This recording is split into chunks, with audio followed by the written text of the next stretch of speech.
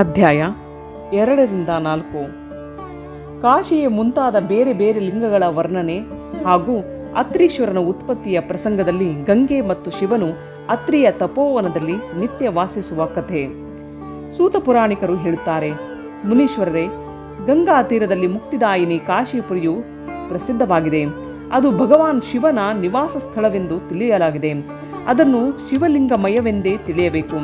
ಇಷ್ಟು ಹೇಳಿ ಸೂತ ಪುರಾಣಿಕರು ಕಾಶಿಯ ಅವಿಮುಕ್ತ ಕೃತ್ತಿವಾಸೇಶ್ವರ, ತಿಲಭಾಂಡೇಶ್ವರ, ದಶಾಶ್ವಮೇಧ ಮೊದಲಾದವುಗಳನ್ನು ಮತ್ತು ಗಂಗಾಸಾಗರ ಆದಿ ಸಂಗಮೇಶ್ವರ, ಭೂತೇಶ್ವರ, ನಾರೀಶ್ವರ, ವಟುಕೇಶ್ವರ, ಪೂರೇಶ್ವರ, ಸಿದ್ಧನಾಥೇಶ್ವರ, ದೂರೇಶ್ವರ, ಶೃಂಗೇಶ್ವರ, ವೈದ್ಯನಾಥ, ಜಪ್ಪೇಶ್ವರ, ಗೋಪೇಶ್ವರ, ರಂಗೇಶ್ವರ, ವಾಮೇಶ್ವರ, ನಾಗೇಶ, ಕಾಮೇಶ, ವಿಮಲೇಶ್ವರ, ಪ್ರಯಾಗದ ಬ್ರಹ್ಮೇಶ್ವರ, ಸೋಮೇಶ್ವರ, ಭಾರದ್ವಾಜೇಶ್ವರ, ಶೂಲಟಂಕೇಶ್ವರ, ಮಾಧವೇಶ ಹಾಗೂ ಅಯೋಧ್ಯೆಯ ನಾಗೇಶ ಆದಿ ಅನೇಕ ಪ್ರಸಿದ್ಧ ಶಿವಲಿಂಗಗಳನ್ನು ವರ್ಣಿಸಿ ಅತ್ರೀಶ್ವರನ ಕಥೆಯ ಪ್ರಸಂಗದಲ್ಲಿ ಅತ್ರಿ ಪತ್ನಿ ಅನಸೂಯೆಯ ಮೇಲೆ ಕೃಪೆ ಮಾಡಿ ಗಂಗೆಯು ಅಲ್ಲಿ ಆಗಮಿಸಿದುದನ್ನು ತಿಳಿಸಿದರು.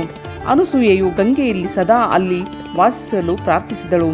ಆಗ ಗಂಗೆಯು ಹೇಳಿದಳು, ಅನಸೂಯೆ, ನೀನು 1 ವರ್ಷ ಮಾಡಿದ ಶಂಕರನ ಪೂಜೆಯ ಮತ್ತು ಪತಿ ಸೇವೆಯ ಫಲವನ್ನು ನನಗೆ ಕೊಟ್ಟರೆ ನಾನು ದೇವತೆಗಳ ಉಪಕಾರವನ್ನು ಮಾಡಲಿಕ್ಕಾಗಿ ಇಲ್ಲೇ ಸದಾ ಸ್ಥಿತಳಾಗುವೆ. ಪತಿವ್ರತೆಯ ದರ್ಶನದಿಂದ ನನ್ನ ಮನಸ್ಸಿಗಾದ ಪ್ರಸನ್ನತೆಯು ಬೇರೆ ಯಾವ ಉಪಾಯದಿಂದಲೂ ಆಗುವುದಿಲ್ಲ. ಸತಿ ಅನಸೂಯೆ, ಇದನ್ನು ನಾನು ನಿಜವಾಗಿ ನಿನಗೆ ಹೇಳುತ್ತಿದ್ದೇನೆ. ಪತಿವ್ರತ ಸ್ತ್ರೀಯಳ ದರ್ಶನ ಮಾಡುವುದರಿಂದ ನನ್ನ ಪಾಪಗಳು ನಾಶವಾಗುತ್ತವೆ ಹಾಗೂ ನಾನು ವಿಶೇಷವಾಗಿ ಶುದ್ಧಳಾಗುತ್ತೇನೆ. ಏಕೆಂದರೆ ಪತಿವ್ರತ ನಾರಿಯು ಪಾರ್ವತಿಯಂತೆ ಪವಿತ್ರಳಾಗಿದ್ದಾಳೆ. ಆದ್ದರಿಂದ ನೀನು ಜಗತ್ತಿನ ಕಲ್ಯಾಣ ಮಾಡಲು ಬಯಸುವೆಯಾದರೆ ಮತ್ತು ಲೋಕಹಿತಕ್ಕಾಗಿ ನಾನು ಕೇಳಿದುದನ್ನು ನನಗೆ ಕೊಡುವೆಯಾದರೆ ನಾನು ಅವಶ್ಯವಾಗಿ ಇಲ್ಲಿ ಸ್ಥಿರವಾಗಿ ವಾಸಿಸುವೆನು. ಸೂತ ಪುರಾಣಿಕರು ಹೇಳುತ್ತಾರೆ, ಮುನಿಗಳೇ, ಗಂಗೆಯ ಈ ಮಾತನ್ನು ಕೇಳಿ ಪತಿವ್ರತೆ ಅನಸೂಯೆಯು 1 ವರ್ಷದ ಪುಣ್ಯವೆಲ್ಲವನ್ನು ಆಕೆಗೆ ಕೊಟ್ಟು ಬಿಟ್ಟಳು. ಅನಸೂಯೆಯ ಪತಿವ್ರತ ಸಂಬಂಧಿ ಆ ಮಹಾನ್ ಕರ್ಮವನ್ನು ನೋಡಿ ಭಗವಾನ್ ಮಹಾದೇವನು ಪ್ರಸನ್ನನಾಗಿ ಪಾರ್ಥಿವ ಲಿಂಗದಿಂದ ಆಗಲೇ ಪ್ರಕಟನಾಗಿ ಸಾಕ್ಷಾತ್ ದರ್ಶನ ನೀಡಿದನು. ಶಂಭುವು ಹೇಳಿದನು, ಸಾಧ್ವಿ ಅನಸೂಯೆ, ನಿನ್ನ ಈ ಕರ್ಮವನ್ನು ನೋಡಿ ನಾನು ಬಹಳ ಪ್ರಸನ್ನನಾಗಿರುವೆನು. ಪ್ರಿಯ ಪತಿವ್ರತೆಯೇ, ವರವನ್ನು ಕೇಳು, ಏಕೆಂದರೆ ನೀನು ನನಗೆ ಅತ್ಯಂತ ಪ್ರಿಯಳಾಗಿರುವೆ. ಆಗ ಆ ಪತಿ ಪತ್ನಿಯರು ಅದ್ಭುತ ಸುಂದರ ಆಕೃತಿಯುಳ್ಳ ಪಂಚಮುಖದಿಂದ ಕೂಡಿದ ಭಗವಾನ್ ಶಿವನು ಅಲ್ಲಿ ಪ್ರಕಟವಾದುದನ್ನು ನೋಡಿ ತುಂಬ ವಿಸ್ಮಿತರಾದರು. ಕೈ ಜೋಡಿಸಿ ನಮಸ್ಕರಿಸಿ ಸ್ತುತಿಸುತ್ತಾ ಬಹಳ ಆದರ ಭಾವದಿಂದ ಭಗವಾನ್ ಶಂಕರನನ್ನು ಪೂಜಿಸಿದರು. ಮತ್ತೆ ಆ ಲೋಕ ಕಲ್ಯಾಣಕಾರಿ ಶಿವನಲ್ಲಿ ಇಂತೆಂದರು.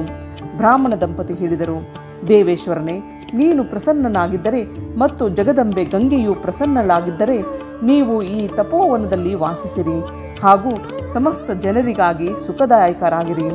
ಆಗ ಗಂಗೆ ಮತ್ತು ಶಿವ ಇಬ್ಬರು ಪ್ರಸನ್ನರಾಗಿ ಆ ಋಷಿ ಶಿರೋಮಣಿ ಇರುವ ಸ್ಥಾನದಲ್ಲಿ ಪ್ರತಿಷ್ಠಿತರಾದರು. ಇದೇ ಶಿವನ ಹೆಸರು ಅಲ್ಲಿ ಅತ್ರೀಶ್ವರನೆಂದಾಯಿತು.